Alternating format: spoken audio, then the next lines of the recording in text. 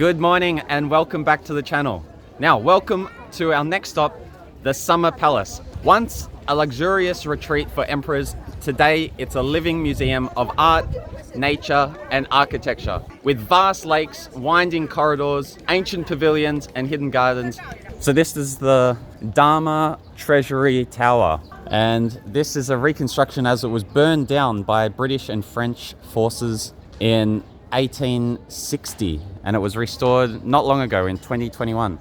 You can definitely tell the paint looks very new, and it's the same impressive colors and architecture that I love. Look how vibrant the colors look up here, with the dragons, of course.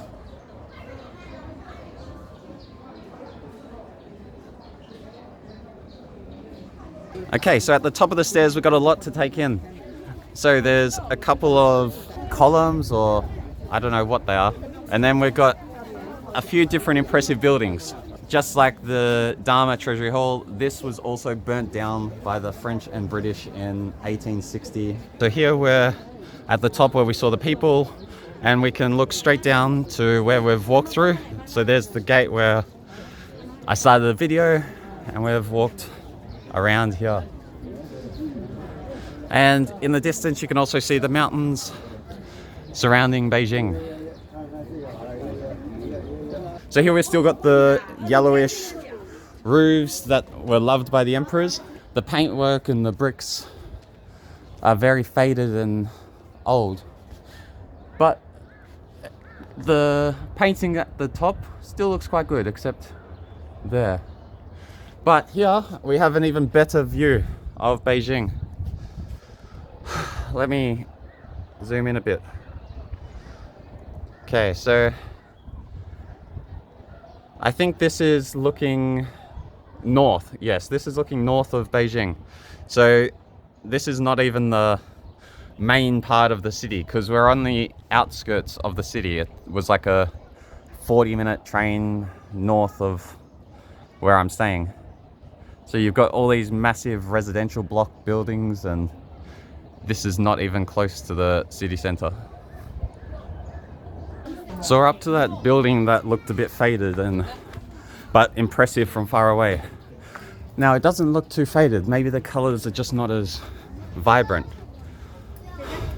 So on the front of this, it's got all these, I guess, religious statues, and it's got the 5 archways. So some of them have been like broken or decayed, but a lot of them are still very nice, and I think it looks even better up close. And there's the second level. Now unfortunately there's no way of getting in. All the doors are sealed shut. Okay, so I've got a bit of a longish walk that's going downhill, which is nice. And this is taking me to Kunming Lake, which is completely man-made. So they dug it out, and then the earth that they took out, they formed Longevity Hill. So there's a man-made lake and also a man-made hill here from using the earth in this park. Now, this lake takes up 3/4 of the Summer Palace complex. So most of the Summer Palace is actually a lake, a man-made lake. Here we have the Gate Tower of Cloud Retaining Eaves. Now, it used to be called the Palace of Pearls, and it once housed a silver statue. But, typical British and French, I guess, they looted the statue when they attacked here in 1860. So I don't know where it is. Maybe it's in the British Museum, like a lot of other artifacts from around the world.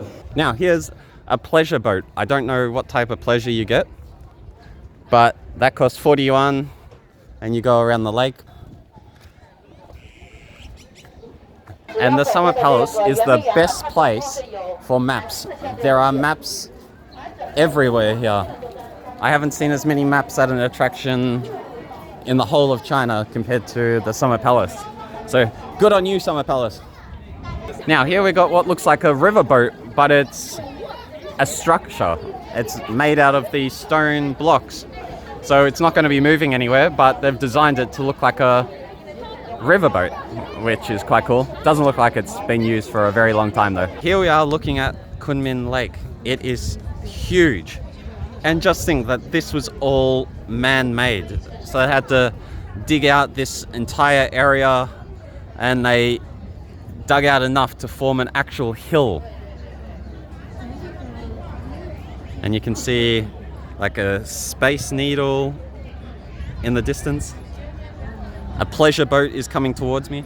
We're here looking over Kunming Lake, and you can actually, the black is what you can walk around very easily.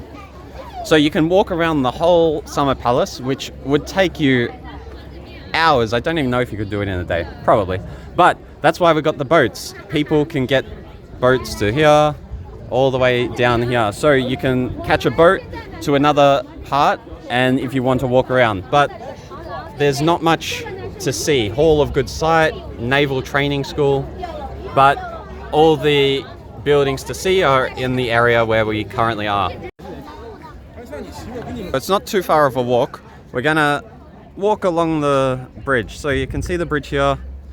It's got 17 archways, and apparently on the bridge there are 544 carved stone lions. Now that seems like a hell of a lot. It doesn't look the largest bridge. So let's walk along it and see if that's true. And here is more of a view of the lake. So we haven't been to this impressive looking building, the one here. So that's for the way back. And then we'll be able to have a good view of the lake. This is the other side of the lake. You can see a pagoda up on the hill. I don't know if that's part of the Summer Palace or it's outside of it. And there's another bridge. And then hills surrounding it, or mountains, I guess. But let's go to this bridge. Okay, so here is the bridge, like a nice close-up view before we walk along it. And then it connects with another little island in Kunming Lake. At the base of the bridge, we've got the Pavilion of Broad View, because you can get a view of the whole entire area. However, what is very interesting is this is the largest pavilion in ancient Chinese architecture. I would have thought there's a lot bigger ones, but it is big enough. Now remember, they said there's 544 stone carved lions. Now, I'm not going to count them. You can count them if you want.